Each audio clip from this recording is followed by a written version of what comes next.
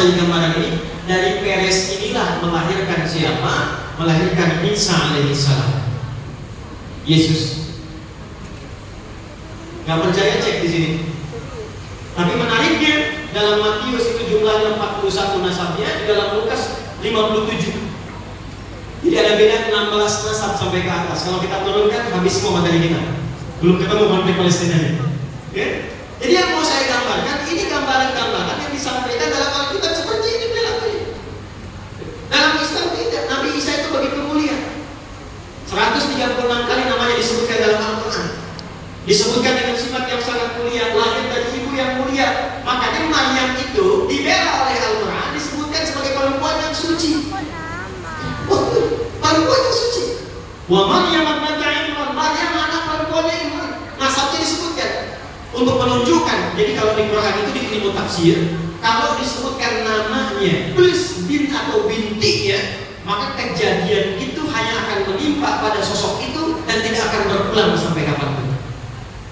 Tapi kalau namanya tidak disebutkan detailnya, apa hanya inisialnya, ini menunjukkan perilakunya akan terjadi lagi di masa depan dengan sosok yang berbeda, tapi substansinya sama. Wa Maryam ibnata Imran, Maryam anak perempuannya Imran. Maryam yang disebutkan, bapaknya disebutkan. Untuk menunjuk apa? Yang mengandung dan melahirkan, tapi tidak pernah disentuh laki-laki manapun. Walam yamsasni bashar, kata Maryam, nggak pernah disentuh laki-laki manapun. Maaf ya, maaf. Bukan mengandung dan melahirkan tanpa bapak, bukan. Kalau yang begitu banyak. Ya, nggak tahu di Surabaya kan? Ya, jadi kalau Maryam ya binti macam-macam, mengandung melahirkan tanpa bapak itu banyak. Tapi mengandung dan melahirkan tanpa disentuh laki-laki manapun, cuma Maryam binti Imran, dan melahirkan anak-anaknya Isa bin Maryam.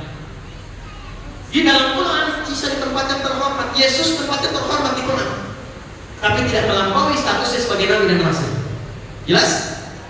Ini diurut, nasabnya ketemu sampai ke Yahuda, tapi yang sangat disesalkan jalurnya dari Peres yang dihasilkan dari hasil perzinahan yang tertamar dengan Yahuda. Ini yang mungkin kita tidak sepakat di sini. Jelas ya? Jadi kalau di sini saya mau tanya beginilah. Kalau Anda disampaikan, Anda misalnya Anda dengar informasi nabi, ditanya nih, pilih mana, nabi lahir dari perempuan suci atau nabi lahir dari keturunan seorang perempuan yang gak baik? Suci. Saya nggak bisa nyebut kata-kata yang kurang bagus untuk perempuan. Walaupun saya tahu istilahnya, tapi kan nggak mungkin kita bisa sebutkan. Ya, jelas ya? Oke. Baik, kalau versi Al-Quran Maryam perempuan suci, saking sucinya diberikan oleh Allah kemuliaan. Kalau versi Alkitab dia sempat menikah dengan Yusuf, tapi bukan Yusuf yang di sini yang tadi. Jelas sampai sini? Oke. Ini tidak perlu kita bahas, untuk mempercepat. Yusuf dan ini selesai semuanya. Ini sudah paham kita semua. Ya, saya mau berhenti sampai sini saja. Teman-teman semua, fokus baik-baik. Di era Yakub alaihissalam, ini semua anak keturunannya tinggal masih di sini, di bumi Kanaan, di Palestina. Sampai Yusuf alaihissalam dalam peristiwa terpisah dari saudaranya itu, karena dijahili, kemudian diambil menjadi anak angkat dari satu keluarga besar perdana menteri, lalu kemudian diasuh dan diangkat tumbuh dewasa secara singkat menjadi seorang sosok besar yang berada di wilayah Mesir. Yusuf keluar dari sini dengan satu peristiwa, berpindah kemudian kemana? Mesir, di Afrika Utara. Jadi kalau ini Palestina, itu ada di sebelah utaranya Mekah. Mekah itu titik dunia ya, ingat, titik dunia Mekah itu. Kalau Anda belajar geografi tempo dulu, sebelum terjadi perjanjian Pertesias tahun 1492, itu titik dunia itu di Mekah. Silakan buka peta, satukan semuanya. Ya, peta yang terpas saja satukan. Ambil tengah-tengahnya, itu titik tengahnya Mekah. Nanti wilayah yang kanan, ya, selatannya itu ke Yaman. Makanya Yaman, Yamin Makkah. Syam, Syamal Makkah, utaranya. Ya, utaranya Syamal itu ke sini. Makanya disebut dengan bumi Syam. Jelas di sini? Baik, fokus baik-baik. Jadi nama lain Palestina itu masuk dalam wilayah bumi bumi Syam. Sekarang 4 negara: Palestina, Lebanon, Yordania, Syria. Ya, jelas. Palestina, Lebanon, Yordania, apa? Syria. Yusuf keluar dari sini karena satu peristiwa, kemudian terbawa sampai ke Mesir. Mesir masuknya di area Afrika Utara, bukan Arab. Secara geografis Afrika Utara. Cuma nanti dalam eranya Musa bin Nusair masuk ke situ, ya, ekspedisi dari ke atasnya dulu. Muawiyah bin Abi Sufyan dengan Amr bin As, ekspedisi Afrika Utara dari Mesir, Libya, Tunisia, Maroko sampai ke Syria. Maka berubahlah kemudian jadi wilayah Arab, bahasanya pakai bahasa Arab. Jadi provinsi dari negara yang ada pusatnya di Madinah, gubernurnya Musa bin Nusair, panglima kodamnya itu Tariq bin Ziyad. Dari sejak saat itu bahasanya bahasa Arab sampai dengan sekarang, tapi wilayahnya Afrika Utara. Di era Nabi Yusuf itu belum ada Firaun. Yang ada masih Malik, masih era kerajaan. Raja yang disebut Malik namanya. Buka surat Yusuf, Anda nggak akan temukan Firaun. Yang ditemukan kalimatnya apa? Malik. Sudah, ya. Aziz itu khusus untuk pembesar perdana menterinya. Raja yang disebut Malik. Jangan lupa saya di situ. Balik sini. Fokus ini. Lihat baik-baik. Secara singkat, maka bertemu kembali Yusuf alaihissalam dengan ayahnya Yakub. Setelah membuktikan kebenaran nubuat dari Allah Subhanahu wa taala yang dilihat dalam mimpi. Lihat di pembuka surat Yusuf, saya melihat gemintang. Ya, saya melihat matahari dan bulan serta 11 bintang, mereka sujud hormat kepadaku. Maka rembulan itu ibundanya, matahari itu ayahnya, dan 11 itu saudara-saudaranya. Secara singkat, bertemu kembali setelah mendapatkan jabatan, bapaknya dibawa, semua 11 saudaranya dibawa. Maka mereka pindah tempat, hijrah dari Palestina ke Mesir. Pindah semua. Yakub pindah, Bani Israel pindah, semua kemudian berada di Mesir.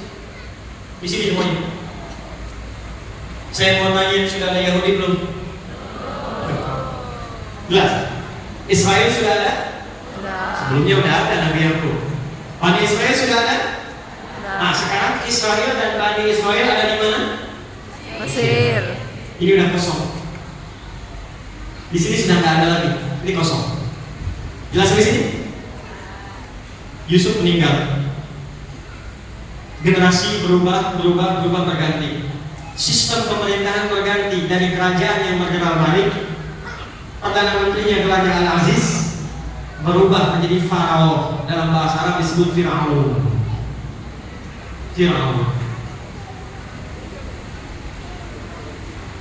Ya, sama seperti sekarang, kerajaan, ada republik dan sebagainya. Dulu sifatnya kerajaan, mulkiyah, kemudian berubah menjadi Farao, Firaun.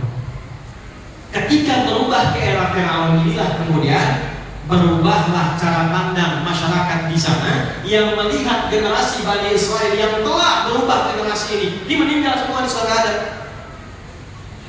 Hilang generasinya. Berubah berganti yang baru. Saat di masa Nabi Yusuf ini dimuliakan, posisi tinggi karena atasnya Nabi, saudaranya Nabi. Mereka diberikan tempat terhormat, daerah yang bagus, bisa dagang, bisa bergaul, sukses. Begitu sampai ke dinasti Firaun ini, berubah cara pandangnya. Kok bisa kita yang pribumi dikalahkan oleh imigran? Padahal mereka sudah menetap di situ. Persis isunya seperti sekarang.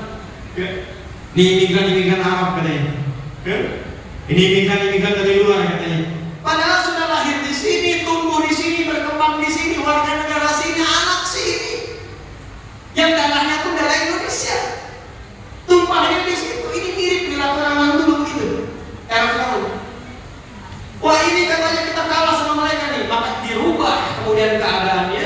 Generasi Bani Israel yang sudah generasi kesekian itu, maka alih-alih mendapatkan dengan tempat terhormat, difungsikan sejak saat itu menjadi budak.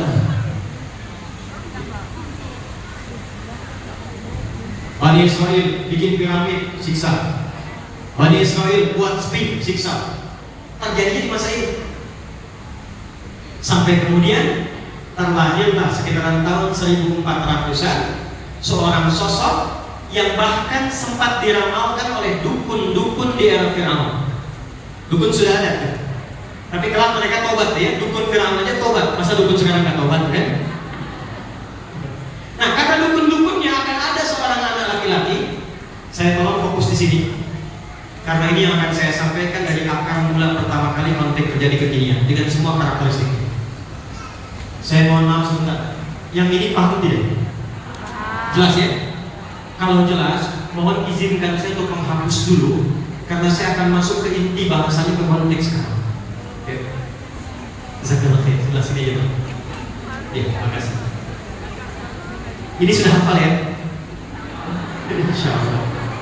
Jazakallah khair. Mohon izin sekarang saya lambatkan suaranya. Saya akan juga haluskan supaya mudah untuk dicerna. Sekarang selesai mukadimahnya sampai ke intinya. Firaun.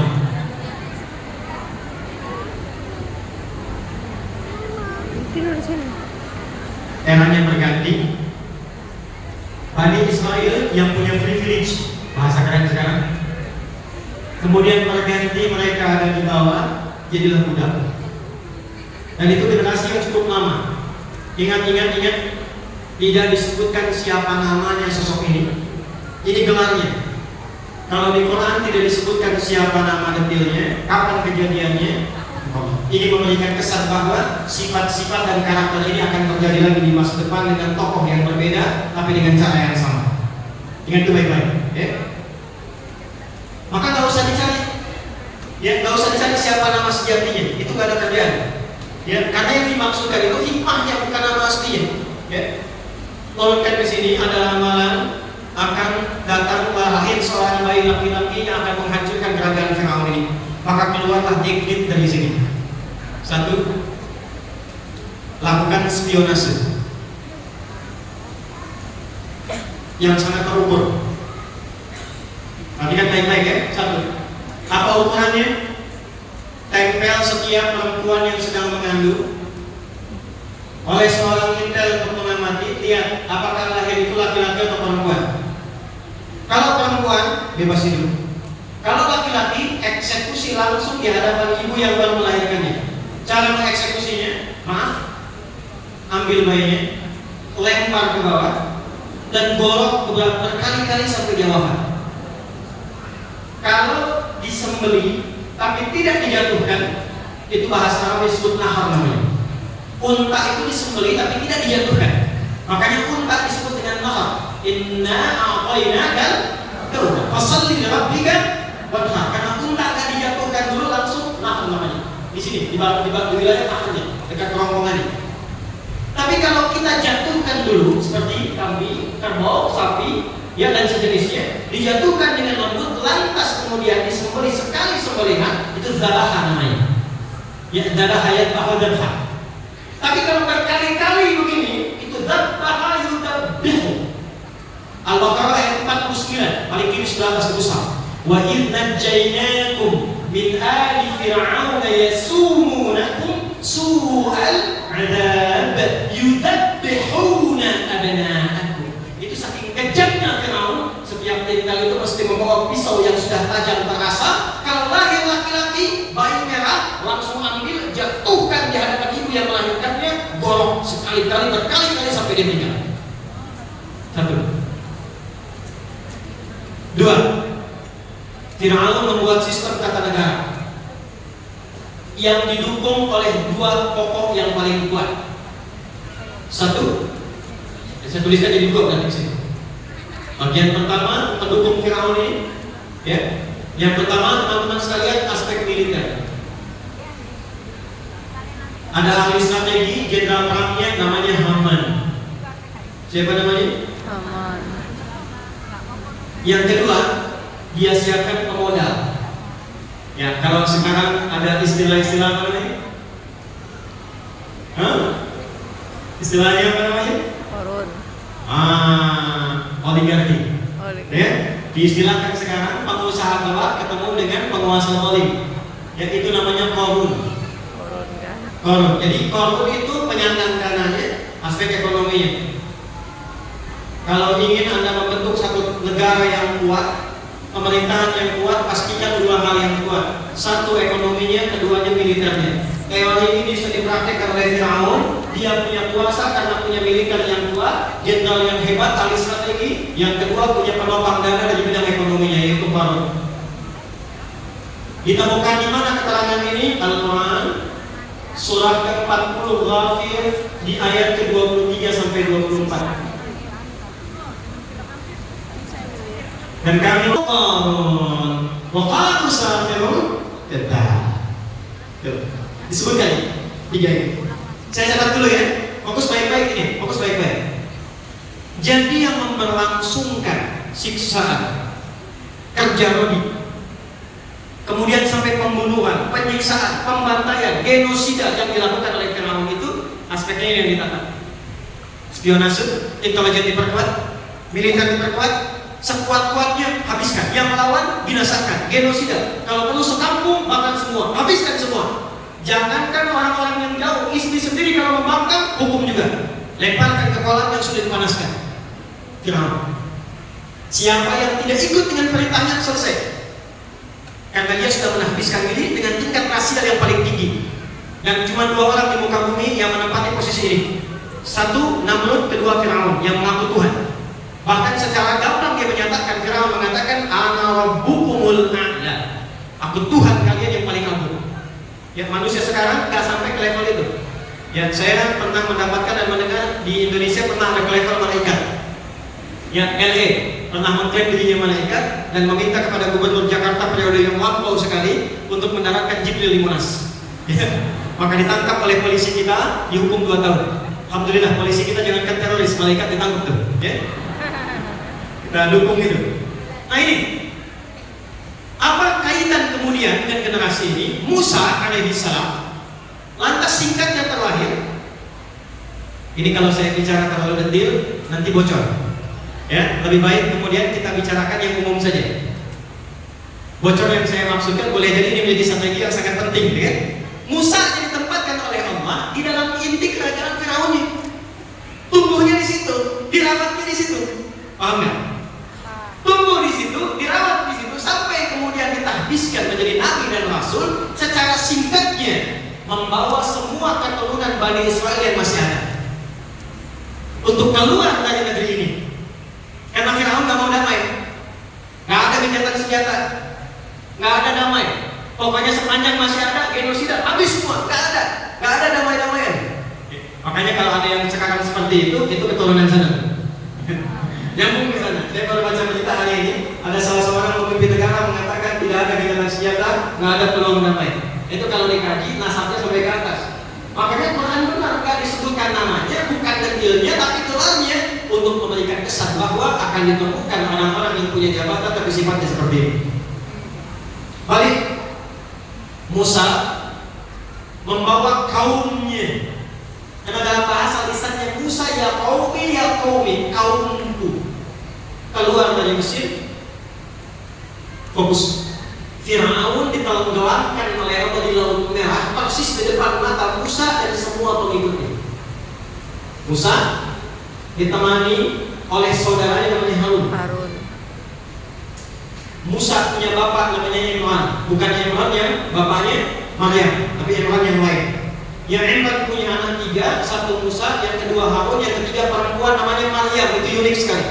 Makanya nanti ketika Maryam ibundanya Isa alaihissalam mengandung dan melahirkan, karena diizinkan oleh Allah, maka dituduh oleh kaumnya, ya ukhta Harun. Itu kalimat majas untuk memberikan kesan kamu kan orang soleh, perempuan soleh seperti Maryam dulu yang soleha, yang punya saudara namanya Harun. Kenapa kamu menyimpang? Kenapa kamu berzina? Itu ditemukan nanti di surat Maryam. Balik sini. Musa dan Harun membawa kaumnya ini yang telah keluar dari kejaran dan perlakuan serta kekejaman Firaun, selesai keluar dari Mesir. Sebelum saya sampaikan sampai ke titik ini, saya ingin terangkan satu hal yang penting dulu. Saya mau tanya pada Anda sekalian, pernah ada yang tahu nggak berapa jumlah umat Nabi Musa, kaumnya Musa yang ikut dengan Nabi Musa keluar dari Mesir pada saat itu? Berapa jumlahnya? Gampang, jumlahnya banyak. Itu aja ya, kalau pusing. Jumlahnya banyak. Saya tuliskan misal, permisalan, 100 orang. Misal saja.